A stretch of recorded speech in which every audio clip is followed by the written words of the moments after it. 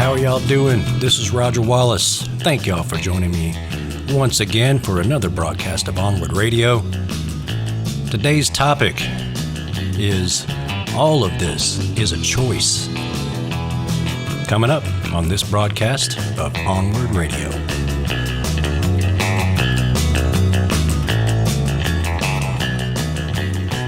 All right, thank y'all so much for being here. Thanks for joining me again here on Onward Radio. Today we're going to talk about choices. George Jones had a good song about that. This isn't about that. This is mainly about COVID and how we're dealing with it. And we're all freaking sick of hearing about it. We're sick of dealing with it. We are very, very sick of it. And I am right with you.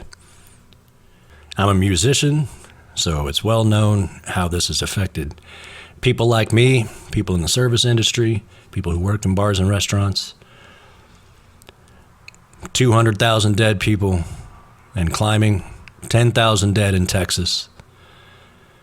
Greg Abbott is responsible for the deaths of more Texans than Santa Ana.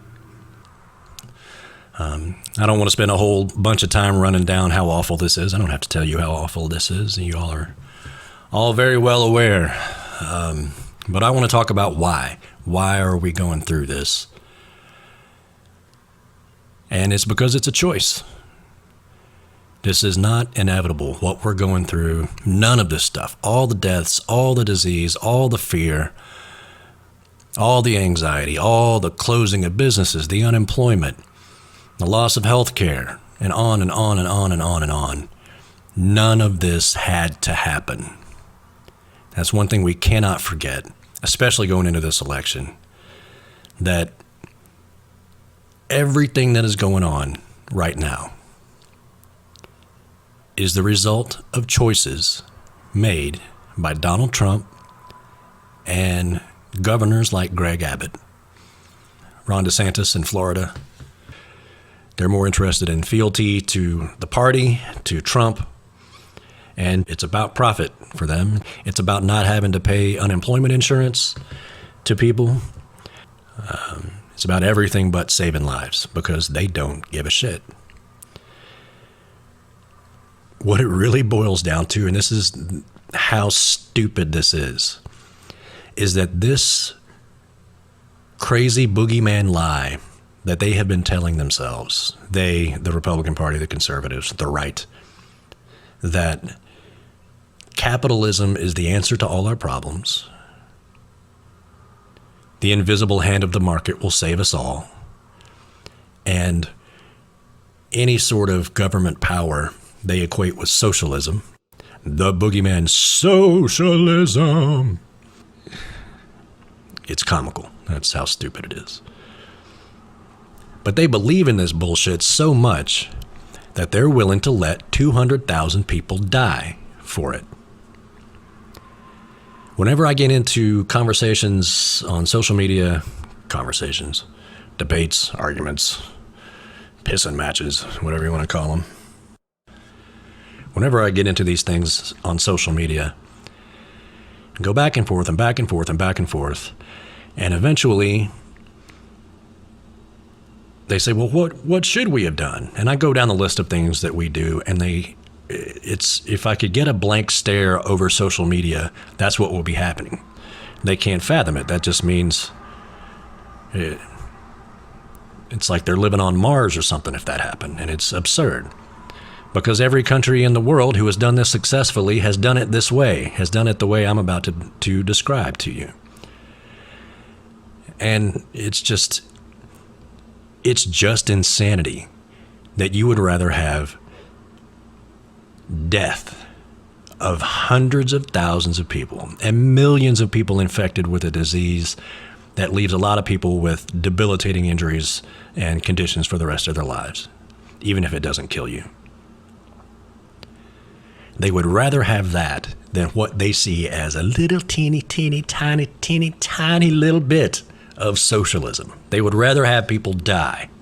Other people, not themselves, of course. But they would rather have other people die than actually take care of this. And I don't know any other I don't know a better way to put it than it's fucking madness. It's absurdity. And it's unconscionable. I could, there's 1,000 adjectives, and none of them good, to describe how fucking stupid that is. So let me just go down the list. I'll just go down the list of things that we should have done. Here's the way that all the other countries took care of this. Number one, a nationwide mandatory mask order. Just a given. Nationwide and mandatory. Not if you feel like it, not if you're compromised, not if you're scared, not if, you have to do it, because if we don't all do it, then there's no point. That's how it works. So a nationwide mandatory mask order. Everything except essential businesses should have stayed closed. Of course, you have to have medical facilities open, grocery stores, take out food from restaurants, that sort of thing. There's lots of other little things that are considered essential, that certainly, food production and that sort of thing, that should have been kept open with actual proper precautions, mandatory precautions, not suggestions, that are actually enforced. There should have been nationwide, free, cheap, and immediate testing. Apparently the high-level politicians and sports figures and all kinds of people are able to take COVID tests on the spot immediately and find out their results within a few minutes or an hour. And apparently these exist, but they don't exist for all of us. And the reason they don't exist for all of us is because of a choice by Donald Trump to not mass produce them.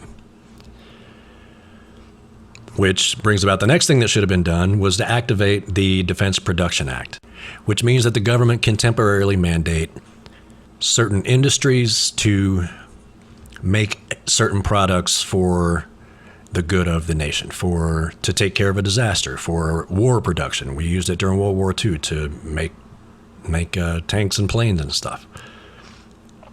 It should have been enacted right away in January or February, to mass produce those tests for distribution everywhere, and for proper PPE, for masks, N95 masks, respirator masks, hospital respirators,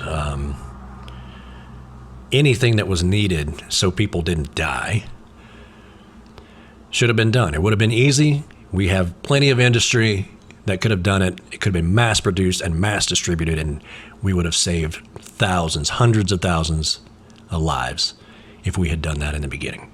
But nope. He eventually, in April, did enact the Defense Production Act. And all he did was allow the corporation 3M to make N95 respirators. That's it. In April. Thanks. No tests, no other PPE, no nothing, just these N95 respirators, which, great. So that should have been done way earlier, January, February, March at the latest, mass production, very quickly, distributed everywhere. There also should have been a national contact tracing corps, and get the tech companies involved in that, so we could do proper contact tracing, find out if you test positive for the virus, where have you been, who have you been in contact with, and notify those people so they can get tested. So those are the things just on the health aspect of it that we should have done. So to take care of the economic aspect, we should have had rent and mortgage forgiveness, utility bill forgiveness, loan payment forgiveness or reduction, forgiveness or reduction for all these things. We should have had all of that for homes and for businesses, for small businesses, small and medium businesses. So rent and mortgage forgiveness, utility bill forgiveness, loan payment forgiveness, so that these places wouldn't have to open up just to pay the rent, just to pay the mortgage. You wouldn't have to go to work just to pay your rent, just to pay your mortgage. These things could be forgiven, and they could be compensated by a combination of state and local government, state, local, and federal governments. Right away in January, February, had an immediate nationwide plan for indefinite stay-home school for kindergarten through college. Just planned on it. We're going to have to do this from home as long as it takes, and just had that plan in place. They had no plan in place whatsoever. It was just, well, I guess we'll just see, because they're incompetent people who don't give a shit about you. They could have had free childcare for essential workers. That was another thing they could have done. At-home childcare, some form. There could have been a way to do that safely. That would have been an essential thing for essential workers. Of course, overarching all of this is enforcement of all these laws, regulations, and rules that we needed to keep from killing people. But what did the red states do? Abbott, their guidelines were suggestions. If you can, try to distance. We suggest, we recommend. And all of that was nonsense, because nobody gives a shit about recommendations. They're going to do what they want, especially in a place like Texas. So that's what should have happened. And so the question, when I say that, the question that comes up is, well, how are we going to pay for all this? How are we going to pay for all this? The same way we pay for everything. The same way we pay for bajillion dollars in military. The same way that when we needed to come up with money to bail out Wall Street in 2008, we came up with it real quick and didn't go into massive debt for it. It paid itself back. Same way we came up with the money when we bailed out the auto industry and got paid back for it. This idea that America is broke is one of the biggest lies perpetrated upon our society in the last decades. We are not broke. We are one of the richest countries in the world. We are one of the wealthiest nations on the planet. And the idea that we couldn't spend right away, at least for a few months, plan for it for 3 to 6 months, all of these things, the idea that we couldn't pay for that is just patently false. It's nonsense. And if you believe that we couldn't pay for it, you have been lied to for a long time. We can afford it. We can. We just can.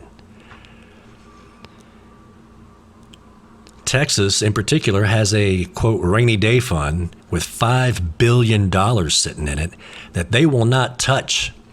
If this ain't a rainy day, I don't know what the fuck is a rainy day. What kind of rainy day? Are you waiting for acid rain? Are you waiting for frogs? Is that what you're waiting for, Governor? What kind of rainy day are you waiting for that isn't 10,000 people? Governor killed more Texans than Santa Ana. So don't give me this we can't afford it bullshit. It's nonsense. Of course we can afford it.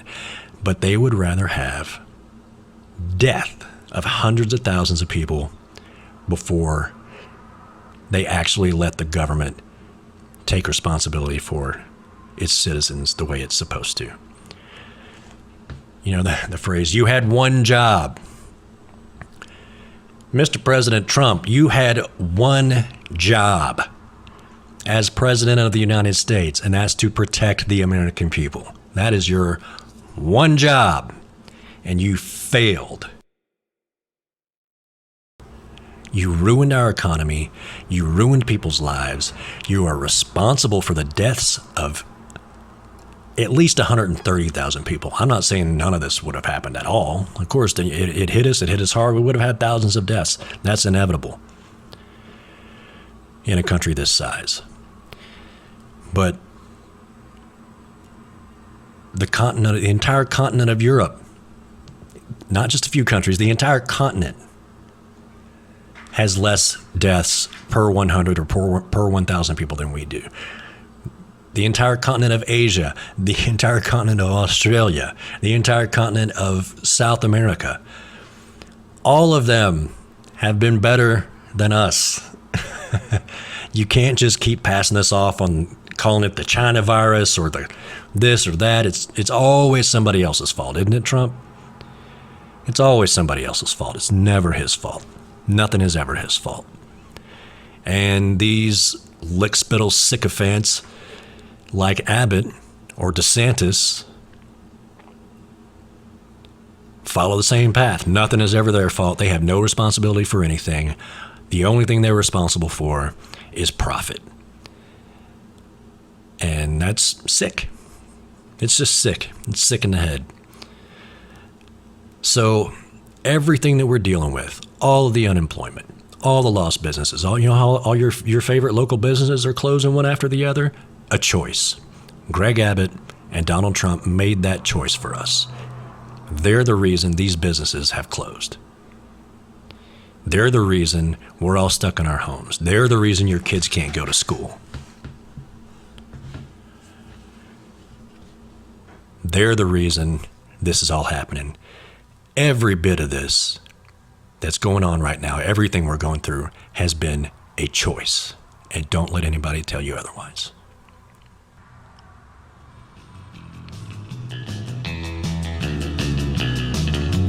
All right. Well, that's all I have for today. Thank you all so much again for tuning in, for listening. Thank you all for being here. I'm Roger Wallace. We'll see you next time on Onward Radio.